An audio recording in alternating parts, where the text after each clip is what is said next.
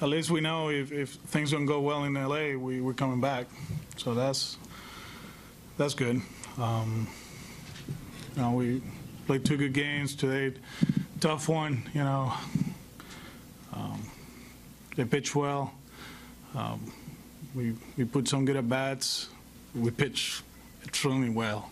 David was amazing, and then the bullpen did what they've been doing during October, and now we're up 2-0. And Ron, second row. Oh, Pete, third row to your left. Alex, how much do you think Price's start in the LCS kind of led to the start tonight? Nah,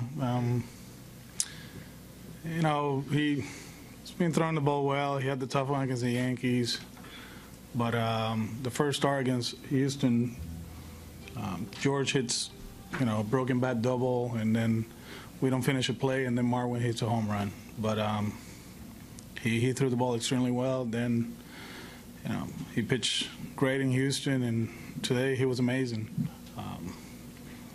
He was missing his spots by not much. He was pitching to the edges of the strike zone. Good fastball, good two-seamer, good changeup. And like I said, in Houston, I get it, the numbers and all that, but this guy's a great pitcher. He's been one of the best pitchers in the big leagues for a while, and he cares. And, in a personal note, I'm very, very proud of him, very happy for him that now, he can keep pitching. Like he said the last time, there's not going to be questions in spring training about David Price in October. He beat the Houston Astros in Houston. He beat the Dodgers here in Dodger State, in Fenway Park. So I'm happy for that, because he deserves it. This guy works. He cares about his teammates, and like I said before, he's one of the best pitchers in the big leagues. And the second row on your left, Ron. After watching it up close all year from the dugout, what makes Fenway Park such an advantage for you guys? It's a passion the fan base has. That's something that I was looking forward when Dave called and offered me his job. I know this is a special place. They live baseball 24 hours, 7 days a week, and that's the cool part about this job, this team. We show up every day, and if you need motivation, you go out there at 6:45 to stretch and run. I lived it when I play here. They'll get you going. One thing that has caught my attention in October is when whoever is starting, they walk to the bullpen around 6:30, 6:35, or 7:30, whatever, half hour before the game starts. Standing ovation, and the fans, they go nuts. And I think that's really cool. And they were into every pitch. 2 strikes, they stood up. Madsen came in, and he was wild, and they were screaming, and they were loud. Sometimes we take them for granted, honestly. But they showed up yesterday. They were amazing. They showed up today. They were great. And I know there's going to be a few people in Dodger Stadium that they're going to be cheering for us, too. We travel well, so it should be fun. And we'll stay there with Ian. Alex, how big has Nate been in the 8th inning the last 2 nights, and how does this kind of impact how you use him in L.A.? I don't know. We'll see. Rick is starting Game 3. Never know. Like I've been saying all along, we're all in every day. And if we feel that there's a chance to close the door with them, we'll use them. The way it's mapped out is Rick on Game 3 and maybe Nate Game 4, but Nate might come in the 8th again. And if we have a chance to be up 3-0 with him on the mound and Craig, we'll do it. And then we'll figure out Game 4. Well, that's the beauty of the playoffs. It's actually fun because you map out everything over 162 games, and you give guys rest and take care of guys. But now it's like pedal to the metal, and whatever happens that day, we'll take it. And he's been amazing for us. Well, the first row on the left. Hey, Alex. Going back to Price, given his history in the postseason, which you touched on, but also just his history in Boston the last couple of years, what do you think it means for him to kind of have this moment, this game, sort of, the fans cheering him as he walks off the field? What does that mean to him as a person? You got to ask him that. One thing for sure, I trust the guy. We trust him. We love him. Since day one, when we had that meeting in Fort Myers with Chris, Sandy, Jackie, and David, one thing I told them, is moving forward. They did an outstanding job for a few years, winning the division and all that, but it was struggling in October, and I'm the new guy, so I was like, hey man, I respect everybody that was here. I really, appreciate, what they did for me when John and when he was here in 07, 08. But we have to move forward. Whatever happened last year, it really doesn't matter. We're here for a reason, and he's been outstanding. He's been outstanding. I'm very happy for him. He was amazing tonight, and he was into it too. So I don't think he liked the fact that I took him out in the sixth. I tell you that. Fourth row. Alex, ningún equipo ha desperdiciado una ventaja de 2-0 en la Serie Mundial desde 1996 en 10 instancias. ¿Qué pasa por la mente del dirigente sabiendo que va para la carretera luego de ganar los 5 juegos que ha jugado en la carretera en esta postemporada? No, que lo único que tenemos asegurado es que si no nos sale las cosas bien en Los Ángeles, tenemos un juego 6 aquí. Eso es lo único que tenemos ahora mismo.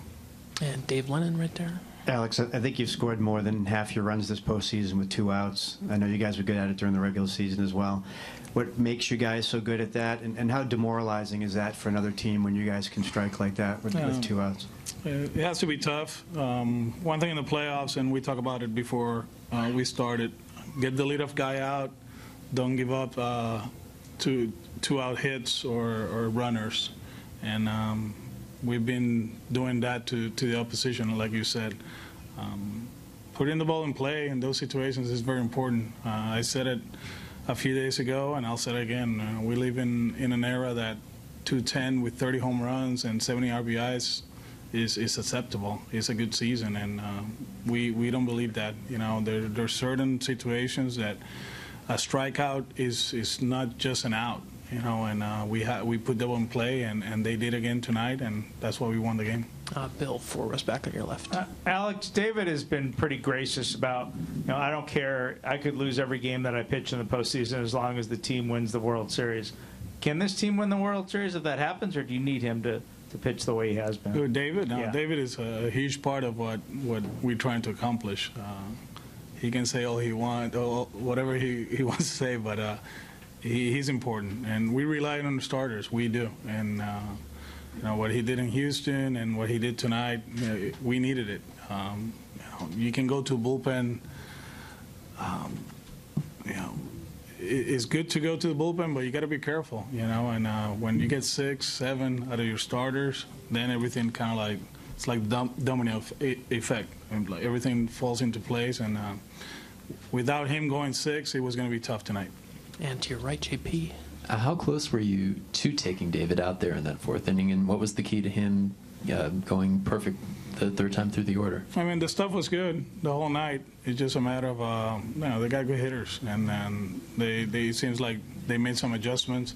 The 2nd time through the lineup, started laying off pitches inside. He wasn't getting that call.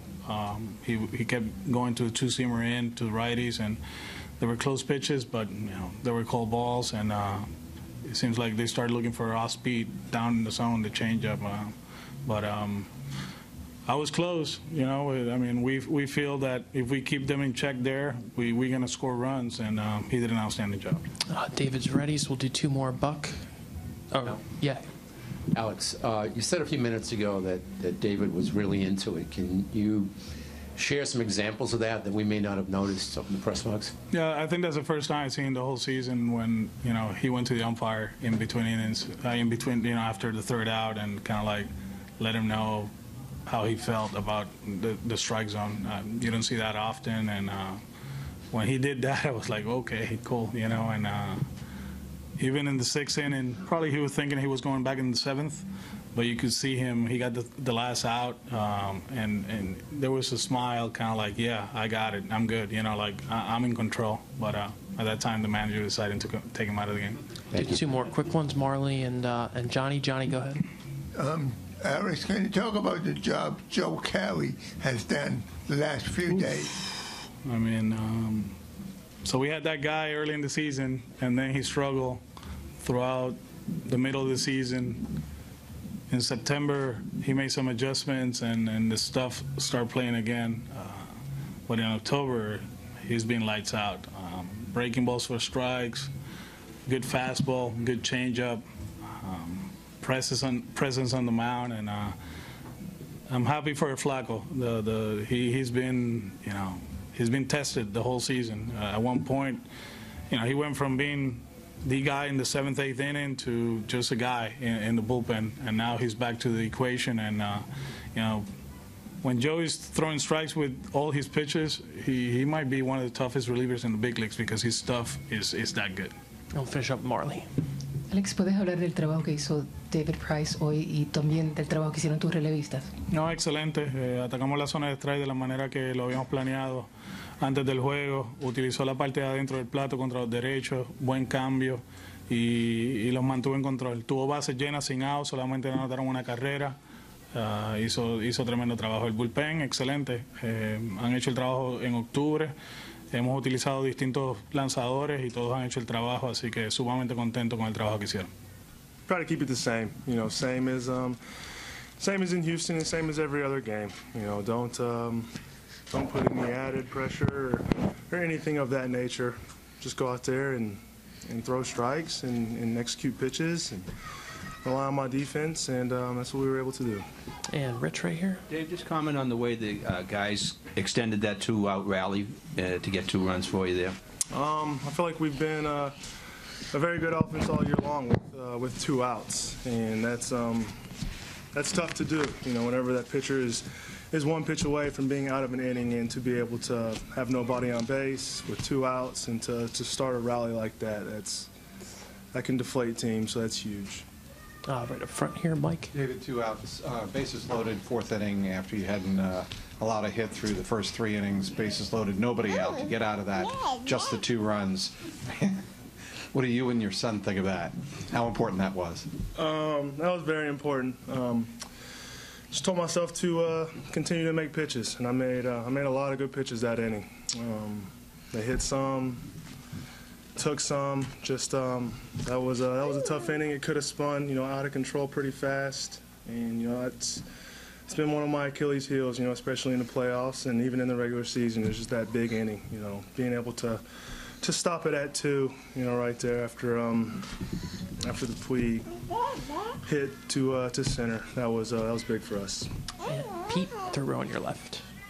David, I guess sort of on that topic, after you allowed the 2 runs, you locked it down from there. Was that, for the 3rd time through the order, did you change anything in terms of your sequencing at that point, or was it just that you were that sharp at that point? I was pretty sharp. I was, fastball command is, that's the key for me, Tiff.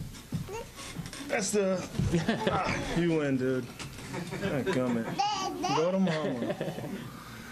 Fastball command is always the key, and it started from pitch 1, to Dozier. That was he's a hitter that's done some good damage against me in his career. That's the first hitter I faced in a Red Sox uniform. That was my first hitter in spring training in 2016. He waxed a double off the monster, in Fort Myers. So to be able to control him tonight, that was big.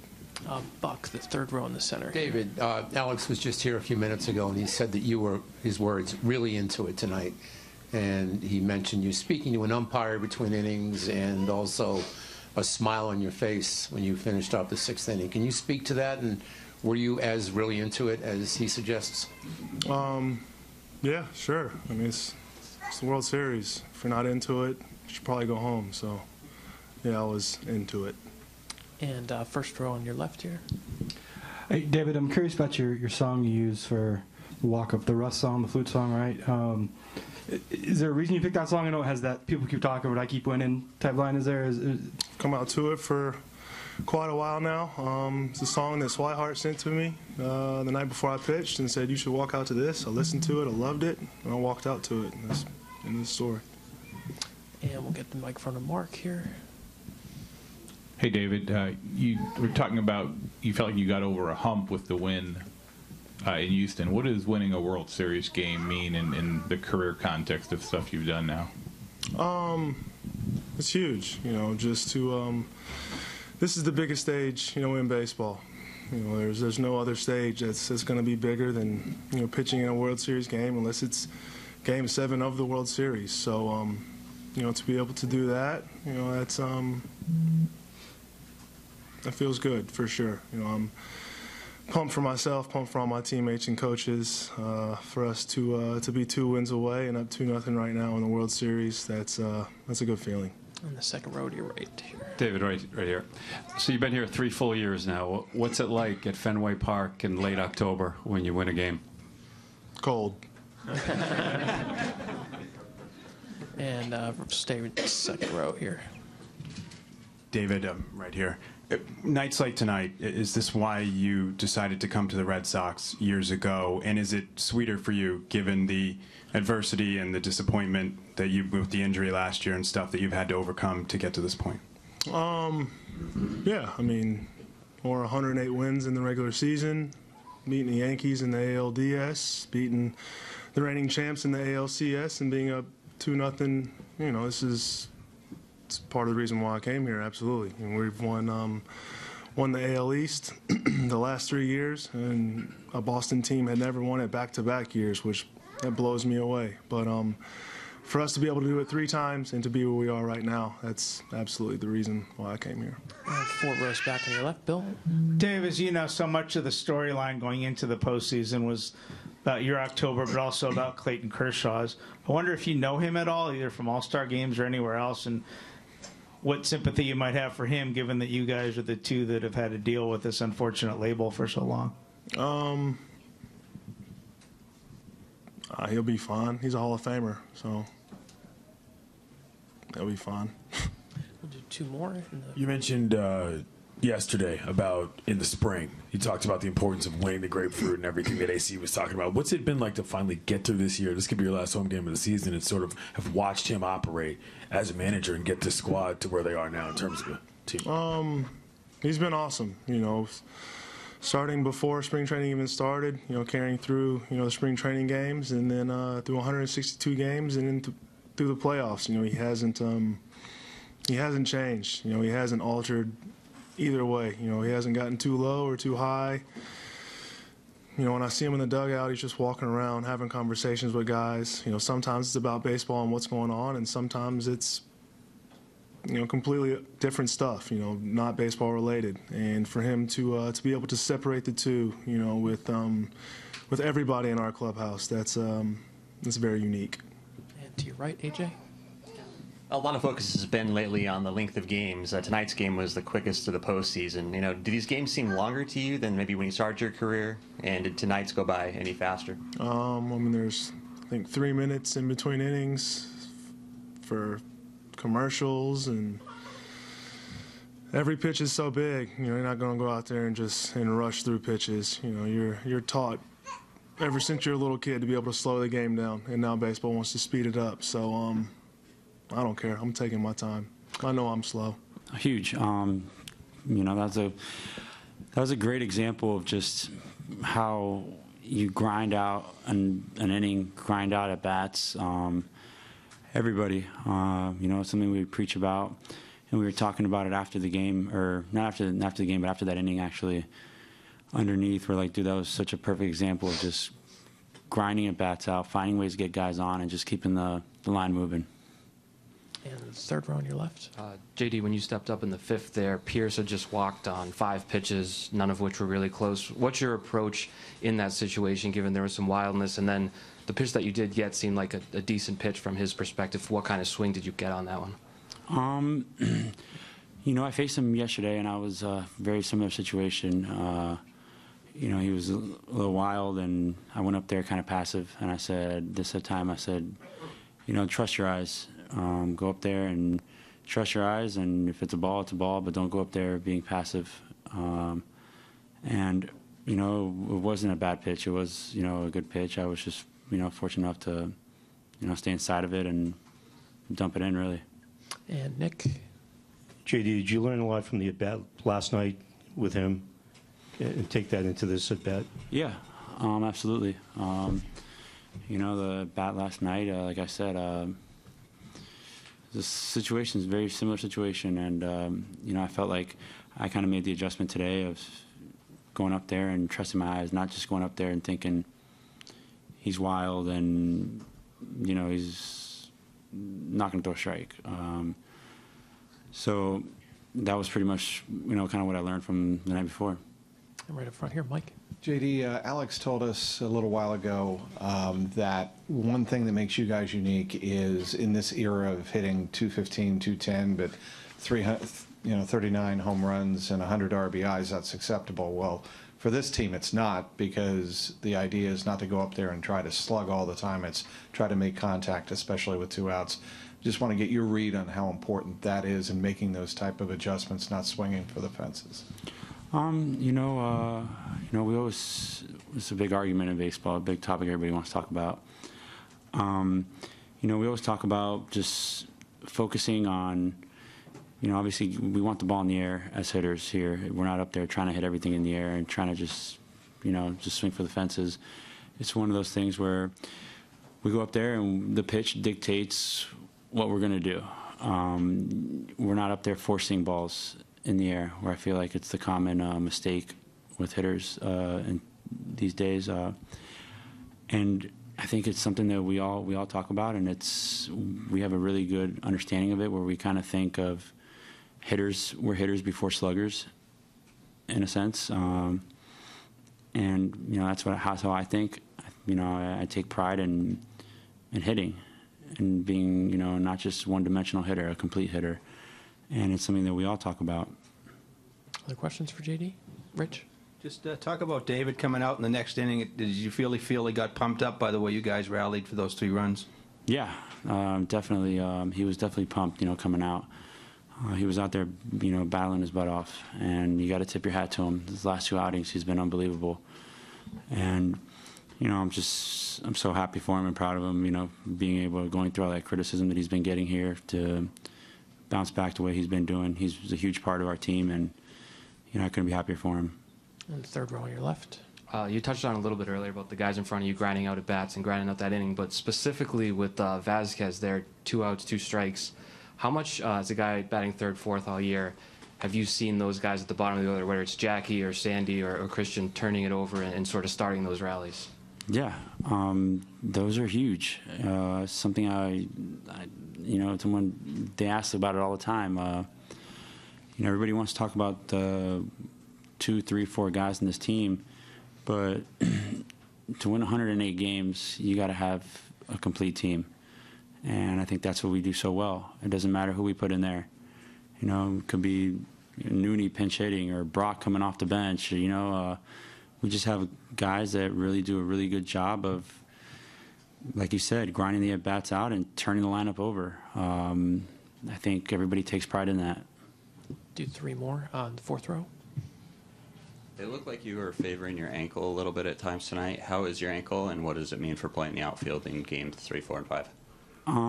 You know, obviously I rolled it yesterday, so, you know, it was sore today, but, you know, I was able to play and be competitive. You know, as of right now, I'm planning on playing. You know, I feel like it's going to be fine. And Stephanie? What's your approach with 2 outs? Does it change, hitting with 2 outs? No, I don't think it does. I don't know. No, I really don't think it does. I mean, you know, everyone's talking about that. You know, we're coming through with these 2 outs things, but to me, I just feel that we do a really good job of not giving up, not giving that last out away. So is it more important almost to not have a 2-out approach, to have it be the same as the rest of it? I mean, I think the approach is kind of the same. I think it doesn't really change. You know, obviously, unless there's a guy on third base and you have 1 out versus 2 outs, it's different. But you know, when there's a guy on second base, it doesn't really matter. I think the approach kind of stays the same, and you know, you're trying to just really put barrel on the ball. He'll finish up with Joe in the back. JD, congratulations on a fine start to the World Series. It's being broadcasted in Japan Live as well. I have the task of having to translate everything you say. And when you say grind out a great at-bat or 2-out at-bat, it's probably a mental approach thing and also a small change in the swing type thing. To help me out, can you tell me a little bit about what grind out a good at-bat means? To me, grinding out a good at-bat is pretty much fighting, and it's not trying to do too much with pitches, just finding a way to spoil a good pitcher's pitches, really. You know, if a pitcher goes up there and he's throwing a ball and it's, you know, a breaking ball down and away or a fastball up and in, and, you know, a perfect pitcher's pitch, and you're able to just foul it off and stay alive in the at-bat, kind of just keep grinding, keep working through the at-bat and hoping for that mistake that he's going to make, you know, and if he doesn't, then you walk, and if he does, then then you hit the ball and you have a chance that way. I think that's kind of what I mean by grinding out at bats.